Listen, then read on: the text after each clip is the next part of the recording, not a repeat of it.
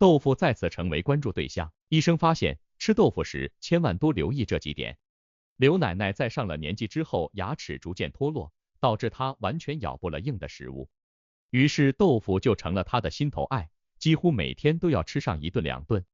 一天，她端着豆腐坐在门口吃午饭，邻居路过跟她聊了几句。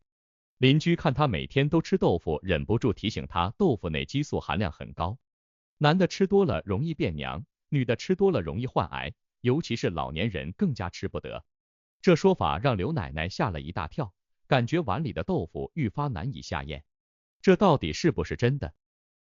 研究发现，每周吃豆腐，冠心病风险降18%。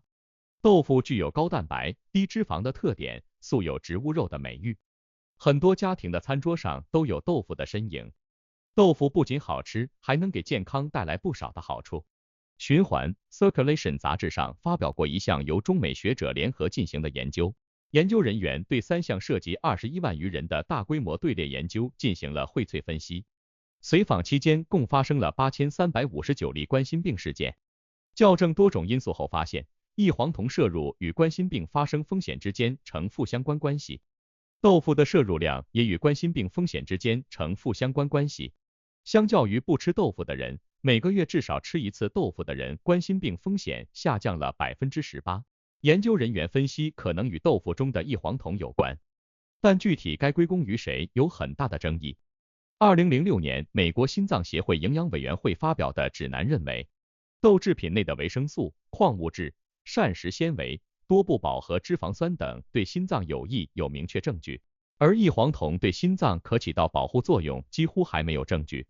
可近年来越来越多的研究认为，异黄酮可通过抗炎、降脂、改善血管活性等途径来保护心血管健康，其中女性获得的好处会比男性更多，因异黄酮的结构与雌激素类似，进入体内后可模拟雌激素作用，对身体产生良好的相互作用。论文作者表态，豆腐可以作为健康食物摄入，但不能单一食用，饮食的整体健康才是关键。你信了吗？盘点这些年豆腐背过的锅。豆腐的营养价值丰富，且做法多种多样，深受国人的喜爱。但近年来关于豆腐的谣言越来越多，以至于很多人不敢再吃豆腐，担心会影响健康。接下来就带大家来一一辟谣。吃豆腐会导致痛风。有传言称，经常吃豆腐容易导致痛风，因为豆腐内的嘌呤含量很高。实际上这个说法并不可信，痛风是由于体内嘌呤代谢、排泄障碍导致尿酸水平上升引起的，嘌呤约有80%是体内代谢而来的，仅有20%来自于饮食。虽然本身黄豆的嘌呤含量不低，但在加工成豆腐的过程中会滤出很多的嘌呤。据我国食物成分表内指出，干豆腐嘌呤含量为94毫克100克，水豆腐为68毫克100克，均属于中等偏下的水平，且植物性嘌呤一般不会对血尿酸水平造成明显影响。有一项针对6万人长达5年的随访发现，经常吃豆类及豆制品与痛风发作风险下降相关，但对于痛风急性发作期的人群来说，还是要避开吃豆腐，豆腐会促使动脉硬化。网上的传言称，豆腐内的大氨酸含量丰富，进入体内后会在酶作用下转换成半胱氨酸，进而会给动脉管壁内皮造成损伤，容易诱发动脉硬化生成。这个说法也是彻头彻尾的谣言，豆腐内的大氨酸含量非常低。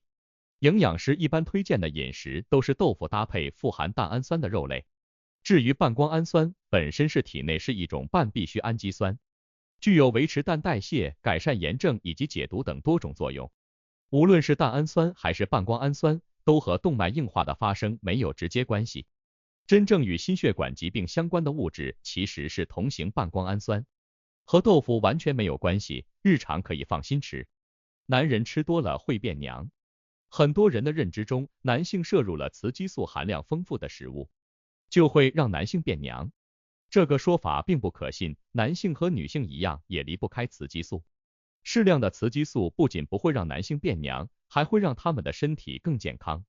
且本身豆腐内的激素比男性体内的要少很多，不足以对整体雌激素水平带来影响，完全可以放心吃。女性吃多增加患乳腺癌风险。有传言称，豆腐内的雌激素含量丰富，会增加女性罹患乳腺癌的风险。实际上，豆腐内的雌激素为植物性雌激素，进入体内后会对雌激素起到双向调节作用。在雌激素水平降低时，它可以帮忙升高雌激素水平；反之，体内雌激素水平过剩时，则会将雌激素水平下降。简单来说，豆腐内的植物性雌激素不仅不会增加乳腺癌风险，还能一定程度下降风险。3. 提醒：吃豆腐时多留意这几点。豆腐虽然营养价值很丰富，但在食用的时候也要注意一些细节，这几点一定要做好。1. 控制摄入量，每日摄入豆腐的量建议控制在100到150克即可。过量摄入容易给身体带来一些不好的影响，因豆腐内的蛋白质丰富，过量摄入会影响身体对铁的吸收，且容易导致腹胀、腹泻等不适症状出现。蛋白质会被代谢成含氮废物，通过肾脏排出体内。经常大量摄入会给肾脏带来较大的负担。2. 注意搭配，豆腐内的大豆蛋白缺乏人体必需氨基酸蛋氨酸，经常只吃豆腐的话，身体的蛋白质利用率很低。建议日常食用的时候可以搭配鱼、蛋、肉类等蛋氨酸丰富的食物一起，让身体对内里的蛋白质利用率增加。3. 长这样的豆腐别买，购买豆腐要先闻一闻是否有异味，如果有酸酸的刺鼻味道，且没有豆香的话，很可能是添加了化学添加剂。